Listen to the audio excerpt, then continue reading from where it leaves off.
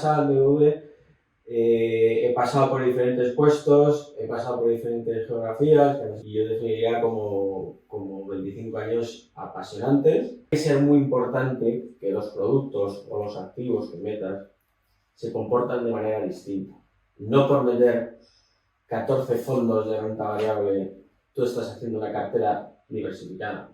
Porque si los fondos de renta variable invierten de la misma manera, invierten en los mismos mercados, invierten en las mismas compañías, tú no estás diversificando nada. Es que el sector inmobiliario en China es tan grande, ¿no? Y hay tantas conexiones con el sistema bancario chino, cuya participación sigue siendo principalmente del gobierno chino, que no se pueden permitir un auténtico drama. En definitiva, en los momentos malos hay que aguantar, porque la estadística, si tienes una cartera diversificada y bien construida, porque la estadística y la historia te dice que sí o sí al final se recupera y se consigue rentabilidades positivas. Hola a todos, bienvenidos a El Lado B de Business, el podcast de ESIC y de IMAD sobre empresa y sobre innovación docente. Presentamos este podcast, la primera edición del podcast, con un invitado de excepción, con César Solera. Él es el director de patrimonios del BBVA y va a compartir, a modo de presentación, un poco qué es lo que pretendemos con el hackathon que vamos a lanzar 25 de abril. Apuntad la fecha, sobre todo estudiantes de SIC y gente que no es de SIC también estáis invitados a participar. Y nos va a comentar un poco cuáles son los objetivos de este reto que vamos a lanzar, 3 retos concretamente. Vamos a hacer un repaso sobre la actualidad de BBVA y por qué son tan importantes para el futuro del negocio de BBVA y de la banca. Y después también, pues, queremos conocer un poquito más de ti, César, cómo ha llegado, porque César ha estado ocupando pues, bueno, posiciones muy relevantes y posiciones de dirección durante más de 20 años, no solo aquí a nivel nacional, sino también a nivel internacional, y te preguntaremos un poco sobre tu trayectoria, cómo has llegado aquí y cuáles han sido tus retos más complicados. César, bienvenido. Muchísimas gracias. Un verdadero placer compartir este rato con vosotros y explicar brevemente la iniciativa que hacemos, que ya lleva tiempo, pero es bueno siempre recordar hacia dónde queremos ir. Muy bien. Pues César, cuéntanos un poco sobre qué va este hackathon. Es la 4ª edición, Hackathon Beyond Barriers, BBVA y ESIC. ¿Sobre qué es concretamente? Bueno, para BBVA es una iniciativa apasionante que le ponemos mucho cariño. Se lanzó conjuntamente BBVA y ESIC hace 4 años y esta es la cuarta edición. O sea, una por año, ¿no? Van a participar, o lo que buscamos potencialmente es que participen alumnos de grado, alumnos de máster o posgrado y también exalumnos, bien que estén en búsqueda de su primer puesto de trabajo o bien que ya estén metidos de lleno en la actividad profesional, ¿no? La iniciativa o el reto principalmente vamos a plantear un reto empresarial, una necesidad que nosotros creemos primordial en la sociedad actual y que va a ser también básica para el futuro. Y los participantes en equipos tendrán que resolverlo utilizando conocimientos y diferentes habilidades, pero principalmente va a ser la creatividad lo que va a premiar la actividad, ¿no? Como decía, el reto, lo que buscamos es mejorar el conocimiento financiero y la salud financiera de la sociedad y especialmente de la gente joven. Por lo menos en mi época, cuando yo era estudiante, la formación tanto en bachillerato como en el colegio en economía y finanzas personales era nula. Yo sé que ahora sí que se está empezando a dar estas temáticas. Y lo que queremos, y en BBVA lo que tenemos muy dentro es ayudar a los clientes, en este caso a la gente joven, a mejorar su educación financiera y conseguir que su salud financiera también acabe siendo estable e infinitamente mejor, ¿no?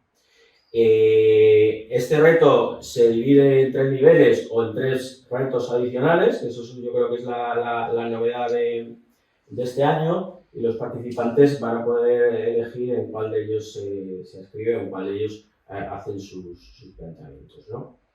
El primero sería idear, buscar, promocionar ya sea servicios, herramientas, canales, productos para fomentar el ahorro inicial de nuestros clientes jóvenes, ¿no? Es básico que desde muy jóvenes tengan esa mentalidad de, oye, voy a ir guardando parte de dinero, primero por lo que pueda pasar para necesidades puntuales y segundo para buscar algunas metas, ya sea la compra de un coche, la primera entrada para una vivienda, ¿no?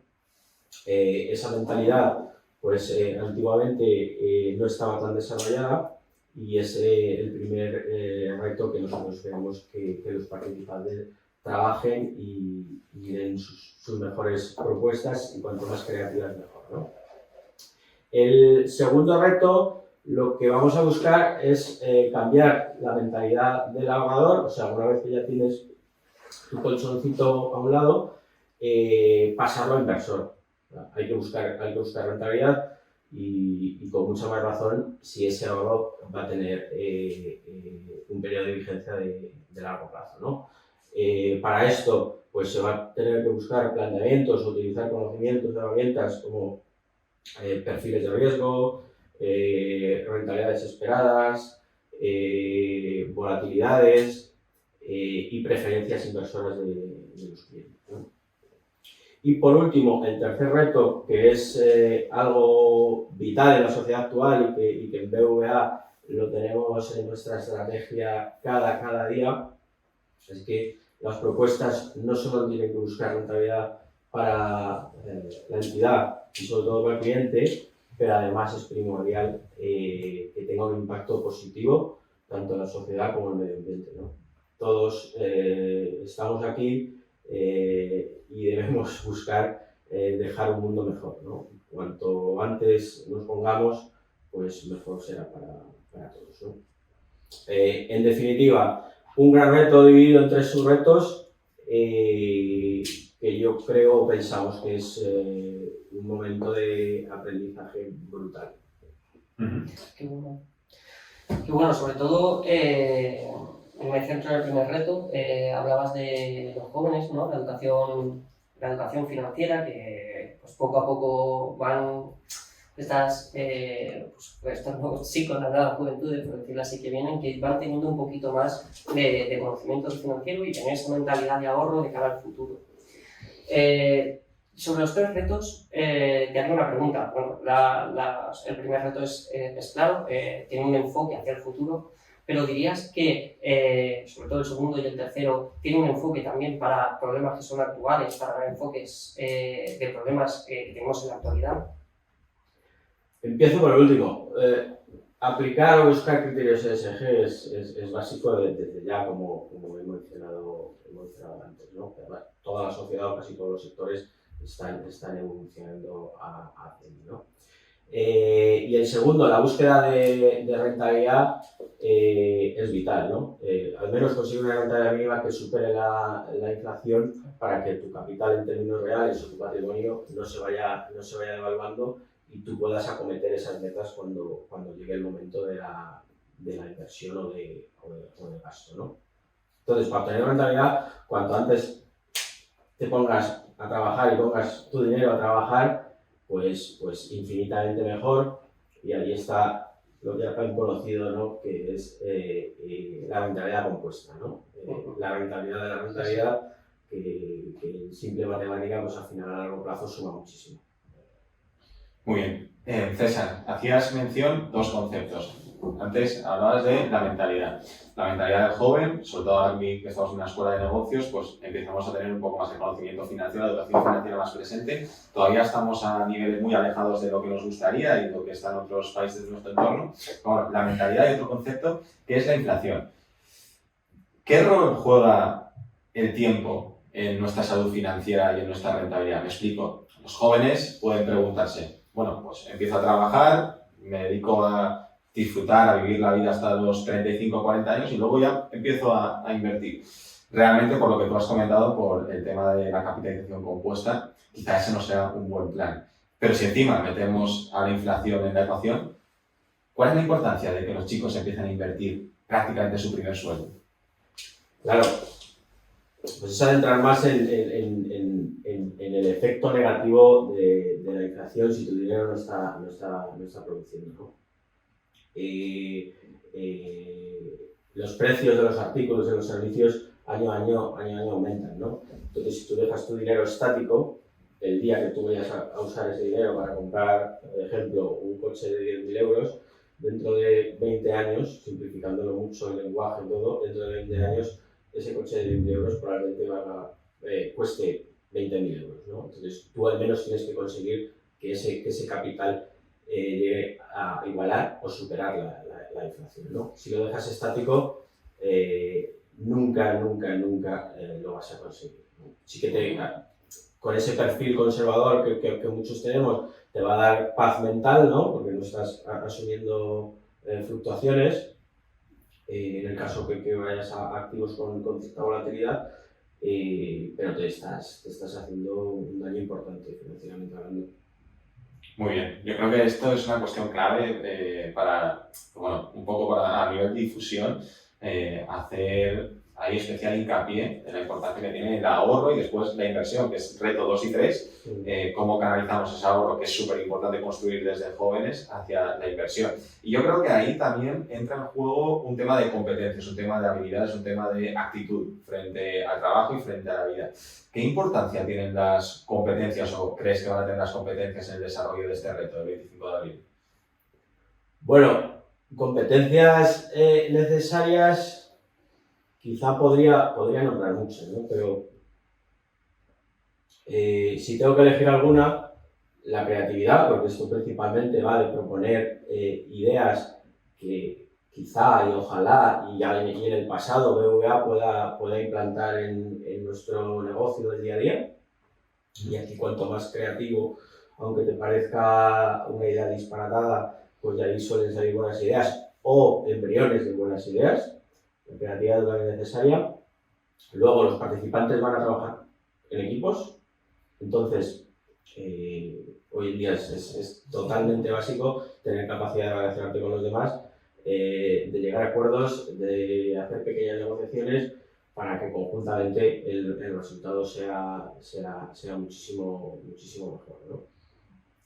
Y algo específico y que en la vida real se da en algunas ocasiones, no en todas, pero en algunas ocasiones, es trabajar con el estrés del tiempo, porque en este caso el reto tiene un número limitado de horas en el que los participantes tienen que desarrollar sus proyectos o sus propuestas, ¿no? Entonces, yo diría que un poco esas tres ideas serían, o habilidades, las básicas. Bueno, César, por último, por dejar un poco el tema de lo que es el hackathon, ¿qué mensaje dirías a los estudiantes para que se animen a participar y en fin, ¿qué podemos decirles para que vean en estos retos esta oportunidad tan buena que tienen? Bueno, beneficios desde mi punto de vista hay bastantes, ¿no? Claro, tienes que tener ese gen que esta escuela transmite del día a día de atrevimiento y ganas de probar cosas nuevas, ¿no? Algo obvio, aunque es un corto espacio de tiempo, es un proceso de aprendizaje, ¿no? Que cada uno se va a llevar, ¿no?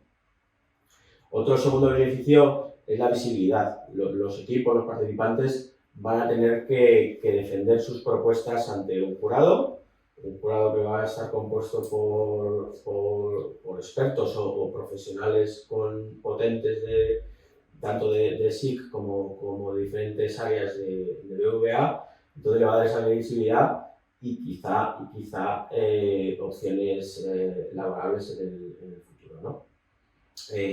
Otro beneficio es el networking, ¿no? Van a conocer compañeros de la escuela, excompañeros, gente que está trabajando, y también van a conocer gente de sí que quizá no tuvieron la oportunidad de conocer antes, y mucha gente de VA que le vamos a poner mucho cariño y mucha dedicación en la preparación y el día del evento, ¿no?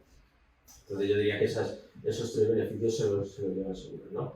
Y algo que quizá todo el mundo pregunte y quiera saber, aunque estamos todavía en la fase de definición, pues lógicamente habrá premios económicos, potencialmente habrá becas, premios en dispositivos electrónicos, no lo sé, pero lo definiremos y estamos en ello. Genial, César, pues yo creo que no habrá ningún alumno que no quiera participar después de, bueno, ya hemos comentado todos los beneficios que puede llegar a tener a nivel de competencias, a nivel de expertise y premios. Queríamos saber un poquito más de ti, César, que nos hablaras un poco de tu trayectoria. Desde el 2003 que te incorporaste en MBA, llevas como director de inversiones. Básicamente, cuéntanos un poco cómo ha sido tu trayectoria hasta llegar hasta ese puesto y, en fin, cuéntanos.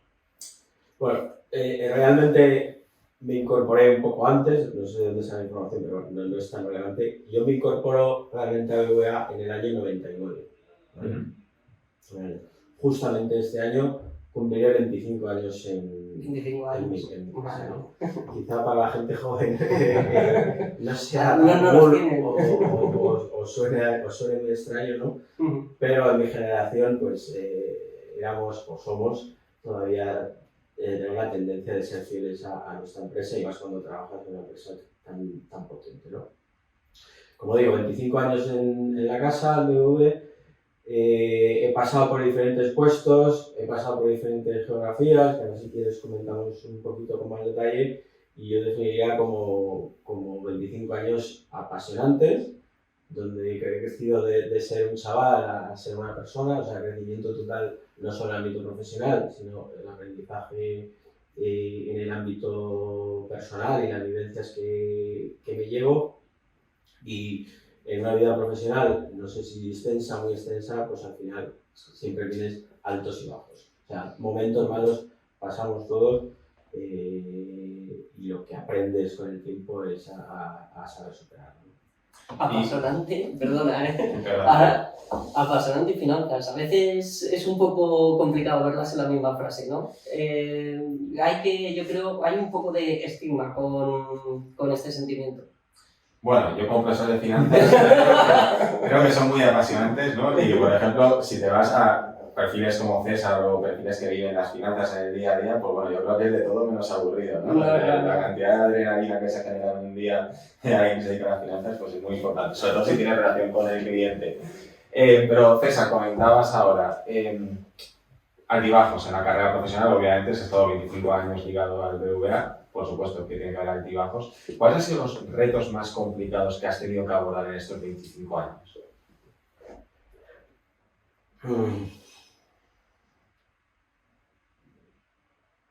Vale, en el ámbito financiero, de gestión de patrimonios o de gestión de inversiones financieras, indudablemente el 2008 es algo que no se me olvidará nunca, ¿no? No sé si recordáis, pero seguro que habéis leído, lo habéis estudiado, ¿no?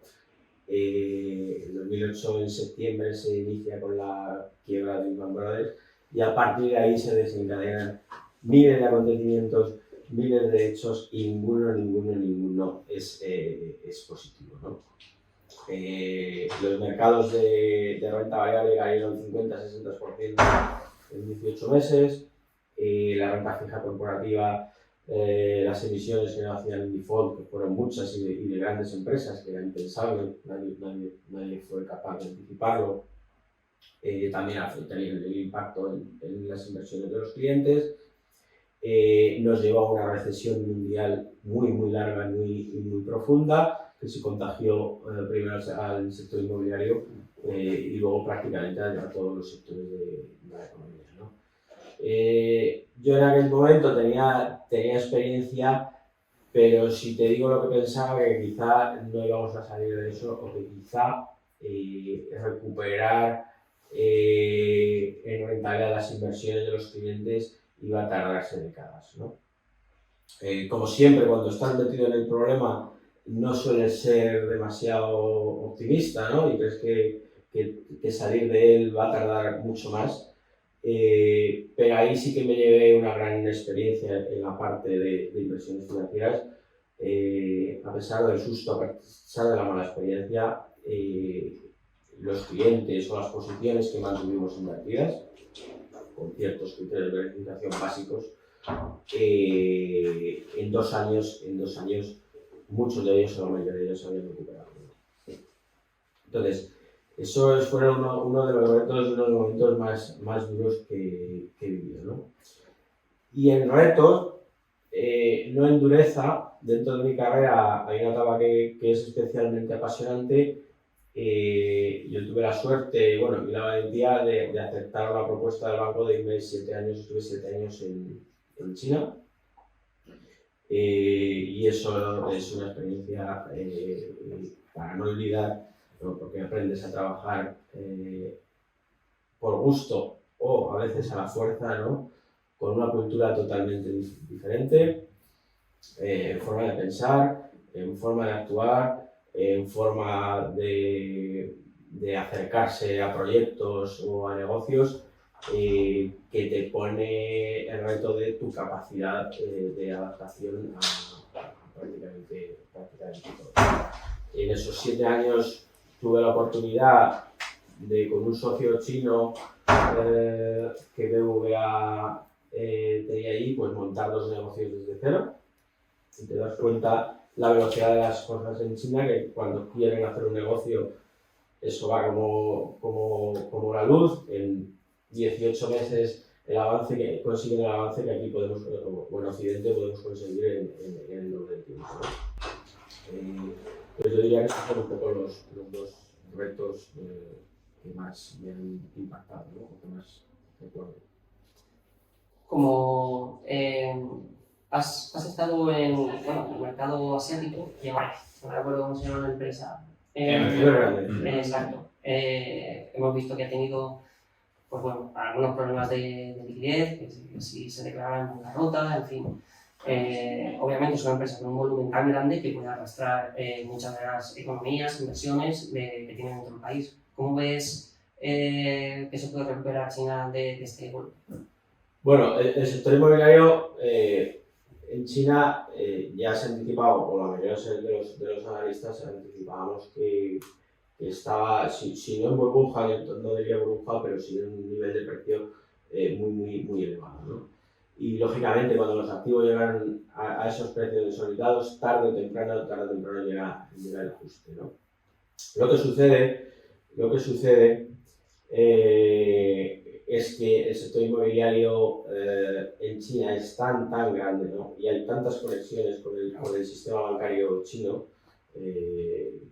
cuya participación sigue siendo principalmente del gobierno chino, que no se pueden permitir un auténtico drama, ¿no? Entonces yo soy de los que creo, y ya están tomando decisiones en ese sentido, de que va a ser un ajuste gradual y que va a ser un ajuste muy ordenado y muy decidido paso a paso por el gobierno chino.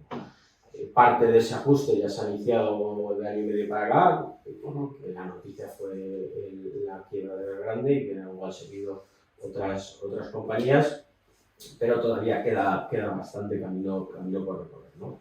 Pero aquí lo más importante es que sea muy gordo el problema del sector inmobiliario en China e impacte más a la economía, impacte menos, sí que parece bastante claro, de que quedaría bastante focalizado en China y no habría demasiado contagio en Occidente. Suponiendo que pudiera haber un potencial contagio, que en principio comentas que no, pero bueno, has comentado anteriormente uno de tus momentos más complicados en la carrera, 2008, crisis absoluta, ¿no?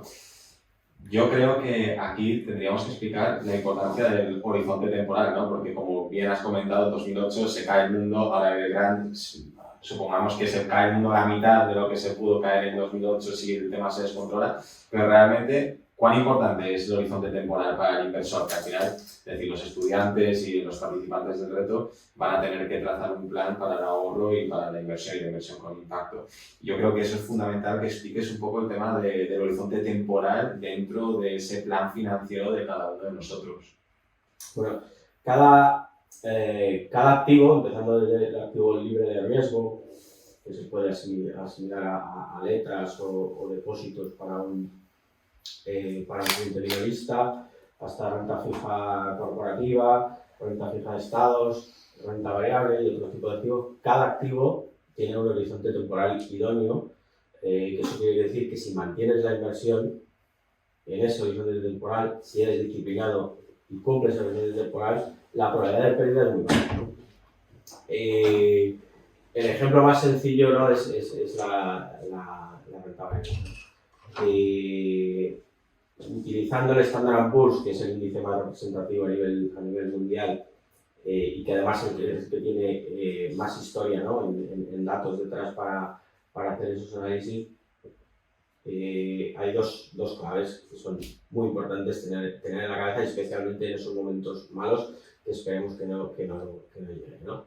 De cada 10 años el Standard & Poor's 8 años sube. O sea, que te pille un año malo, si tú aguantas, vas a recuperar. Tú estás invertido en las mejores compañías del mundo y las mejores compañías del mundo a largo plazo ganan dinero, ¿vale? Y enlazándolo con lo que decíamos antes, si quieres obtener una rentabilidad por encima de la inflación, puedes meter algo de renta fija largo, pero en mi opinión siempre hay que tener al menos un detalle de renta variable, ¿no? Y en eso, al menos en España, nos ha costado bastante que el cliente asuma que tiene que tener renta variable, que a largo plazo la volatilidad baja y se mitiga el riesgo y que te va a compensar, ¿no? Y que te va a compensar la rentabilidad, ¿no? En definitiva, en los momentos malos hay que aguantar, porque la estadística, si tú tienes una cartera diversificada y bien construida, porque la estadística y la historia te dice que sí o sí al final se recupera y se consigue rentabilidades positivas, ¿no? ¿Definirías entonces el perfil del inversor español como un inversor conservador? Sí, en general sí. En general, bueno, yo creo que todo o la mayoría de los españoles, cuando le preguntas cuál es tu perfil, que no hay que hacerlo así, es mejor hacerlo con un cuestionario más objetivo, ¿no? ¿Y cuál es tu perfil? Todo el mundo te dice, yo soy conservador. Pero si eres buen asesor y le ayudas y le acompañas en ese proceso de decisión, tienes que ayudarle poco a poco y gradualmente a llevarle a otro lado o a tener otro entendimiento. Y me explico. Todo el mundo es conservador porque nadie quiere ver que su patrimonio está en negativo o que su ahorro pequeño, grande, mediano está en momentos negativos, ¿no? Entonces la gente pues dice, bueno, yo soy conservador. Pero hay otra clave, que es el horizonte temporal. Si tú ese ahorro, ese dinero no lo necesitas, tú lo que buscas o lo que tienes que buscar es que ese ahorro en 5 años no pierda dinero. No es que cada día no pierda dinero o no esté momentáneamente en negativo, ¿no? Y ahí nuevamente, con buenos activos, con diversificación, perder dinero en 5 años es muy difícil. Se vuelve más complicado, obviamente, cuando la inflación la hemos tenido en niveles disparados, bueno, bastante altos estos últimos años, ¿no? Sí, estos 2 últimos años, por eventos geopolíticos y algunos económicos, pues la inflación se ha disparado. Es una situación excepcional que ya se está moderando, aunque queda camino a moderación. Y ahí batir la inflación momentáneamente en esos años era muy difícil, ¿no? O tenías que subir un nivel brutal, ¿no? Pero batir la inflación en un plazo medio largo, si es posible, con esa cartera diversificada que comentaba, ¿no? Importante son 2 cosas. Una, que la tenemos medianamente clara, ¿no? La educación financiera, porque si tienes educación financiera sabes que en el largo plazo pues todo tiende, digamos, a incrementar su valor, al menos los mercados en general. Hablabas del mercado americano, pero también la parte psicológica, ¿no? Es decir, ser capaz psicológicamente de aguantar caídas del 20, 30, 40% de la cartera menos entiendo que si eres conservador. Y por ahí va el tiro de mi pregunta. Tradicionalmente, el inversor español ha sido muy conservador. ¿Estás detectando en los nuevos inversores o en esta nueva generación de inversores un cambio de tendencia o seguimos siendo muy conservadores, también los jóvenes? No, la tendencia efectivamente está cambiando, ¿no? Los jóvenes tienen menor aversión al riesgo y sí que buscan rentabilidades más altas, a veces en activos demasiado volátiles, ¿no? Tipo Bitcoin y estas aventuras, Sí. que se puede obtener rentabilidad, pero mucho cuidado con el peso que le metes en tu patrimonio, ¿no? O en tu ahorro, ¿no? Pero también está cambiando la gente de mediana edad, ¿eh? Aquí sí que podemos decir que, por un lado, tanta mala experiencia que ha habido, tantos sustos en los mercados en los últimos años a los clientes, a los particulares, les ha dado un aprendizaje que al final aguantando se recupera. Y yo sí que creo que las entidades financieras en general, BBVA seguro, pero yo creo que en general el sector, hemos avanzado mucho en ayudar al cliente y darle esa educación financiera, sobre todo en esos momentos malos, ¿no? Y en los momentos malos, como tú decías, aparte de los conocimientos sobre los mercados, lo más difícil y lo que más hay que trabajar, tanto el cliente como los asesores, es el control de las emociones, ¿no? Y precipitarte en ese momento malo en deshacer posiciones es lo que lleva a pérdidas irrecuperables, ¿no? Control de las emociones, que vosotros como asesores ayudáis mucho al cliente en esa parte, ¿no? Más emocional, más psicológica. El banco, por tanto, tiene un rol fundamental en esta parte de gestión financiera del cliente, gestión financiera a nivel social. ¿Qué importancia o cómo se diferencia el BBVA? ¿Qué rol tiene BBVA para este avance social indudable que tiene consigo aparejada la actividad bancaria? Bueno, algo que está dentro de nuestros valores y de nuestra estrategia, pero no estrategia como es en el largo plazo, algo que intentamos implementar cada día, ¿no? De los que vamos a la oficina, ¿no? Es ayudar a nuestros clientes a tomar sus mejores decisiones financieras, ¿no? No es simplemente, oye, es un cliente que tiene que comprar estos productos, sino que lo que queremos es acompañarle. Desde que es un chaval abriendo su primera cuenta corriente, a luego adolescentes o jóvenes que cogen su primer trabajo y, como hablábamos en este reto de empezar a ahorrar, a acompañarle para comprarle su primer coche con una financiación o su primera casa con una hipoteca, ¿no? Y por último, cuando vayan acumulando ahorro o riqueza, que es especialmente lo que yo me dedico en estos últimos años, es enseñarle a invertir. No es yo invierto solo y no te voy a explicar nada, no. Yo te voy a acompañar y te voy a explicar por qué hacemos esto, por qué tomamos estas decisiones en este momento y por qué no las tomamos en otros momentos, ¿no? En definitiva, nuestro objetivo es acompañar al cliente en todas sus fases de la vida. Nos has comentado bueno, que hay que diversificar, que es algo básico, pero ¿cuáles son las estrategias que más comúnmente se pueden utilizar y para combatir, digamos, los retos que tiene ahora el sector financiero? Bueno, simplificándolo bastante, podemos decir que hay tres activos básicos, ¿no? Renta fija a corto plazo, renta fija a largo plazo y renta variable, ¿no? En casi todos los perfiles de riesgo, con mayor o menor peso, tienes que jugar con estos tres activos, basándote primero en las rentabilidades históricas que se han dado y luego en las expectativas que cada analista o cada casa o cada uno personalmente tenga. Combinar tres activos teniendo en cuenta o buscando optimizar la rentabilidad de eso, ¿no? Una vez que tienes los tres activos, lo tienes que llenar de productos, ¿vale? Para un cliente minorista, ¿no? Y aquí sí que yo quiero resaltar algo. Tiene que ser muy importante que los productos o los activos que metas se comportan de manera distinta. No por meter 14 fondos de renta variable, tú estás haciendo una cartera diversificada. Porque si los fondos de renta variable invierten de la misma manera, invierten en los mismos mercados, invierten en las mismas compañías, tú no estás diversificando nada, aunque tú internamente digas que dices, no, pues entonces tienes que pararte o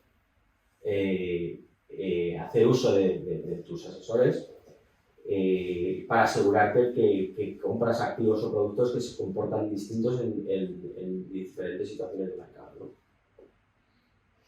Genial. Y entonces, César, ¿cuál dirías que ahora es el mayor reto que enfrenta el sector financiero? Bueno, el mayor reto, bueno, yo nombraría dos. Hay uno que es continuo desde hace años, que es continuamente actualizarse en las evoluciones tecnológicas. La gente joven se relaciona distinto con nosotros que la gente más veterana. Y nosotros día a día buscamos anticiparnos con herramientas, con soluciones tecnológicas que mejoren nuestro servicio y que mejoren sobre todo la experiencia que tiene el cliente cuando se relaciona con nosotros. Ese reto que ya lleva muchos años y que BVA, yo creo que fue pionero, el que empezó a invertir en activos y en desarrollos digitales hace más de 10 años, ¿no? Y el segundo que también hemos nombrado es aplicar criterios ESG en todo lo que hacemos, ¿no? Es importante que cuidemos el medio ambiente. Esto parece fácil o parece algo ya súper manido decirlo, pero es básico. Y aquí nosotros, tanto productos como servicios, sí que vamos a dar o damos una prioridad absoluta todo lo que sea sostenible, todo lo que sea cuidar el medio ambiente. Y la segunda parte de eso es la responsabilidad social que tenemos, ¿no? De acabar o construir una sociedad mejor. Pues César, ya para ir terminando el podcast de hoy, ¿qué claves o qué clave consideras que es indispensable para el crecimiento profesional? Claves. La capacidad de adaptación, sin extenderme mucho, porque yo creo que todos lo sabemos, el mundo cambia muy rápido, pero no solo que el mundo cambie muy rápido, ¿no?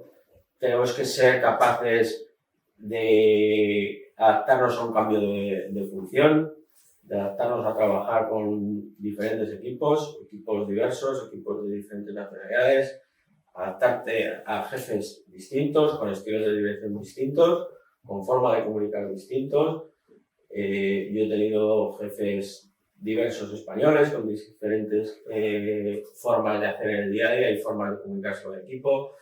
He tenido responsables chinos, lógicamente, responsables mexicanos, hongkonitas, que es parte de China y parte de no China. Colaborado con americanos en proyectos y te das cuenta de que no hay mejor o peor, simplemente es diferente y todos buscan pues, conseguir los mejores objetivos, ¿no? Y de la forma más eficiente, ¿no? Capacidad de adaptación. Y el segundo, que es una experiencia más personal mía, ¿no? Yo creo que hay que ser ambicioso personalmente.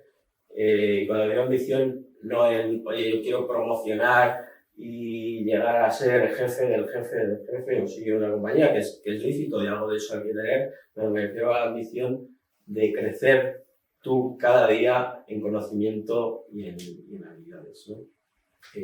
Yo cada día no quiero ser el mejor, a veces ser el mejor, pero pocas, pero sí cada día yo quiero ser un poco mejor de lo que era el día anterior o de lo que era el mes pasado, ¿no? Y para eso hay que dedicar tiempo a estudiar, de vez en cuando actualizarte en alguna formación, y en nuestro caso en BBVA, que tenemos una plataforma tanto online como cursos presenciales que nos da esa capacidad de estar totalmente actualizado, no solo en tu principal temática o tu principal labor del día a día, sino ser bastante extensivo, ¿no?, en lo que quieres aprender. Ser inquieto, básicamente, y no estancarse. Sí. Pues, César, un placer haberte tenido con nosotros y te esperamos el día 25 en el hackathon del BBVA. Ahí estaré, y un gusto, y gracias a todos. Muchas gracias, César. Hasta luego. Hasta luego.